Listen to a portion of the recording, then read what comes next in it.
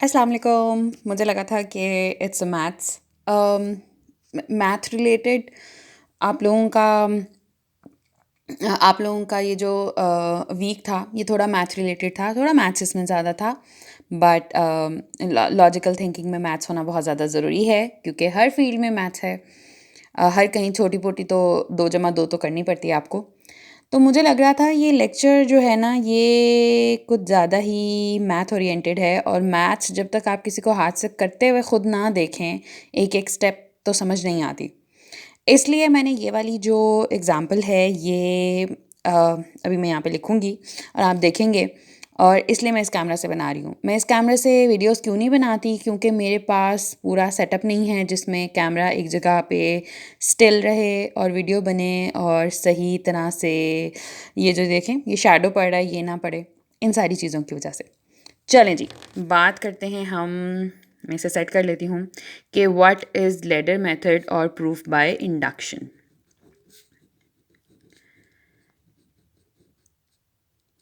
सही हो गया। तो वो ये होता है कि सबसे पहले स्टेप 1 आता है ऑब्वियसली, और स्टेप 1 में आप ये कहते हैं कि जो भी आपकी डोमेन है, मतलब जब जब वो फार्मूला में आप प्रूफ बाय इंडक्शन का भी इस्तेमाल करते हैं। जब आपके पास एक चीज़ इंक्रीज़ करी हो और उसकी डोमेन बहुत बड़ी हो, और आप वैसे हर वैल्यू को यूज़ करके या हर वैल्यू को चेक करके नहीं देख सकते कि इफ़ दिस इज़ ट्रू और नॉट, तब आप प्रूफ बाय इंडक्शन इस्तेमाल करते हैं। ये बात हम पहले बहुत दफ़ा कर चुके हैं। ठीक हो गया। तो उस फॉर्मूले में कहीं एन इस्तेमाल हो रहा होगा, ये वाली चीज़। और यही एन वो चीज़ है जो कि इन्फिनिटी तक जारी है, और वही हमारे लिए इम्पॉसिबल बना रही है इस चीज़ को कि हम हर वैल्यू कैलकुलेट करके देख लें। ये कहीं ना कहीं से स्टार्ट हो रही होगी। अगर नॉन नेगेटिव इंटीजर होगा तो 0 से स्टार्ट हो रही होगी। अगर पॉजिटिव इंटीजर्स होंगे तो 1 से स्टार्ट हो रही होगी। अगर अगर वो कहेगा ऑल पॉजिटिव ऑड इंटीजर्स, तो ये फिर 1 3 ऐसे हो रहा होगा। और अगर वो कहे ऑल पॉजिटिव इवन इंटीजर्स, तो फिर ये 2 4 और ऐसे हो रहा होगा। बेस केस में बेसिकली जो सबसे पहली वैल्यू होती है जो इस डोमेन में आ रही होती है, आप उसके लिए फॉर्मूला को चेक करके देखते हैं, मतलब एन की जगह वो रख के देखते हैं कि आपका क्या क्या आपने फॉर्मूले में जब वैल्यू पुट की तो आपकी left hand side is equal to right hand side. If yes, तो इसका मतलब है कि स्टेप 1 इज़ करेक्ट, आप स्टेप 2 पे मूव कर सकते हैं। ठीक हो गया। Now there is this step number 2। Step number 2 which is कि नाउ विल सपोज। अब जो सपोज करने वाला काम है ना, वो आपने सपोज ही करना है। इसके लिए कोई ये नहीं है कि हाउ डू वी नो कि ये ठीक है। इसलिए क्योंकि हम सपोज करे हैं, और हाउ डू वी नो कि ये ठीक है कि नहीं है वो नेक्स्ट स्टेप में आता है। तो वो क्या है? वो है suppose that your your formula, your equation is true for kth term, and then step 3,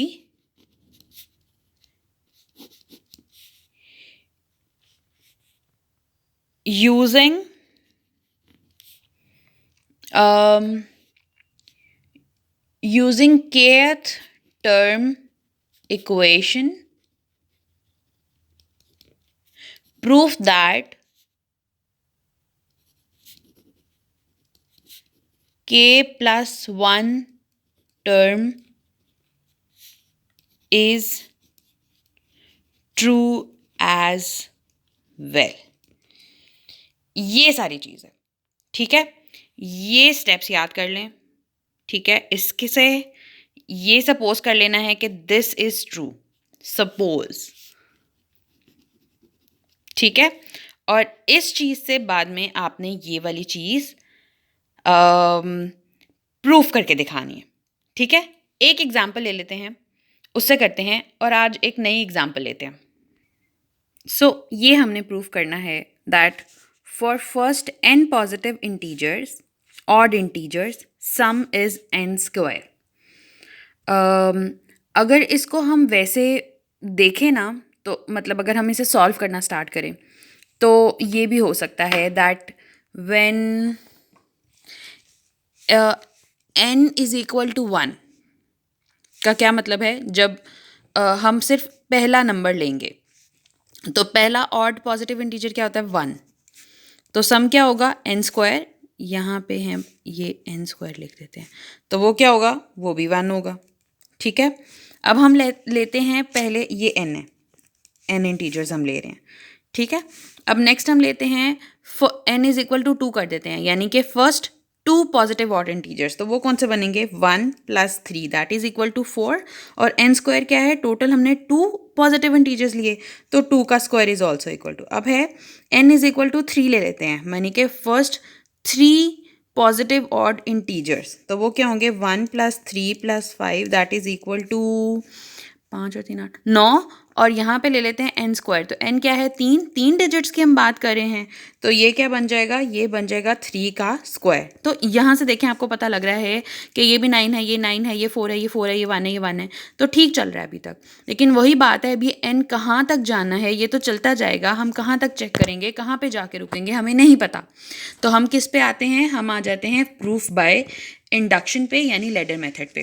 और वो कैसे आ जाते हैं, स्टेप 1 हमारा क्या था, स्टेप 1 हमारा ये था कि हमारे पास कोई डोमेन होगी ना, मतलब कोई वैल्यूज़ होंगी जो कहीं से शुरू हो रही होंगी, तो शुरू कहाँ से होते हैं, पॉजिटिव ऑड इंटीजर्स, ऐसे 1 3 5 7 और ऐसे चलता जा रहा है, तो हम किसके लिए चेक करेंगे, 1 के लिए चेक करेंगे।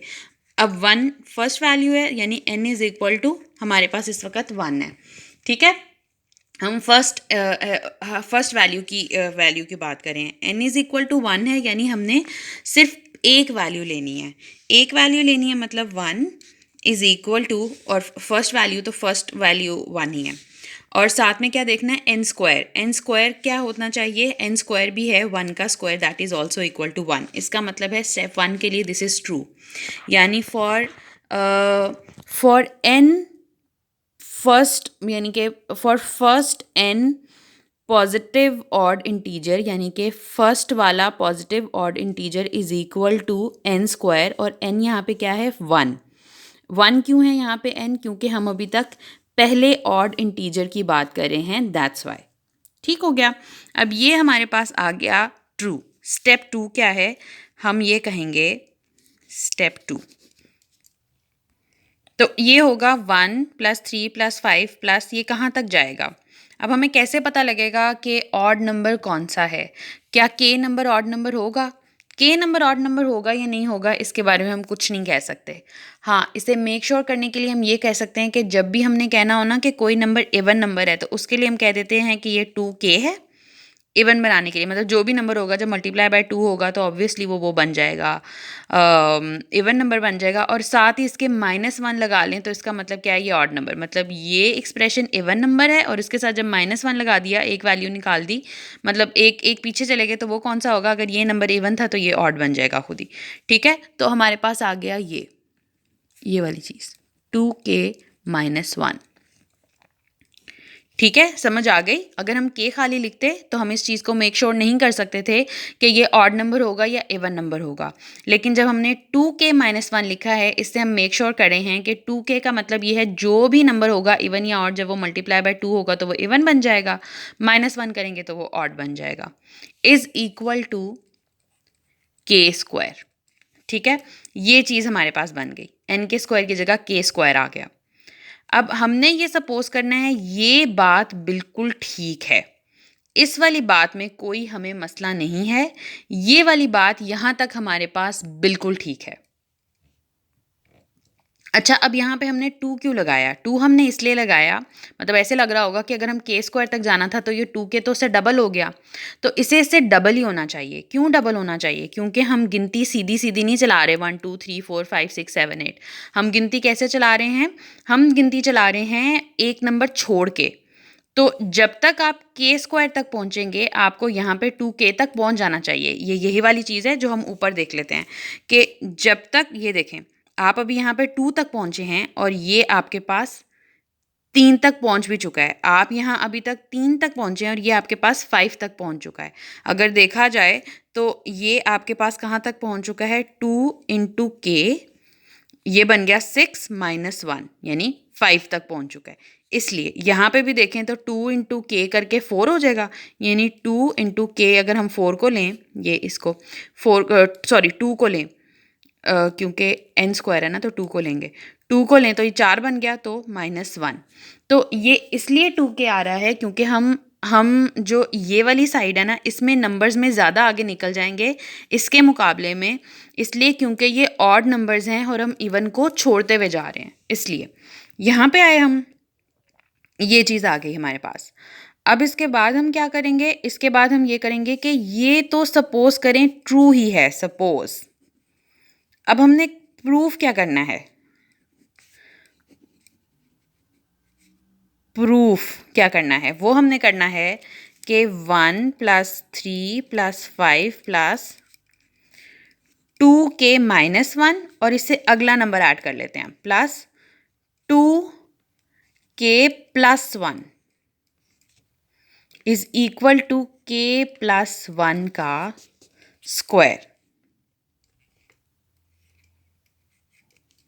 ये वाली चीज़